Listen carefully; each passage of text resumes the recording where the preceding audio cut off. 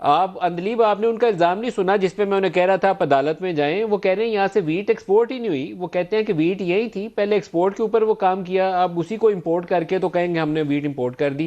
یہ بڑا serious charge ہے اور جس کے فیبری اوپر میں میرا کیسے آ خیال ہے سکتی ہے؟ عدالت بتا میں دیں جانا نا چاہیے نا. فیبری میں کیسے آ سکتی ہے؟ آپ بتا دیں اندلیب، آپ سیدھا سیدھا سوال کے جواب دینا. میرا کاؤنٹر سوال ہے، فیبری میں کیسے آ سکتی ہے امپورٹ؟ نہیں، میرا ایک کاؤنٹر سوال ہے یار کہ ہمیشہ یہ جھوٹے نہیں، اس کا تو جواب اسٹیٹسٹکس کے ساتھ آ کے فلانے نے یہ کیا وہ نے کیا.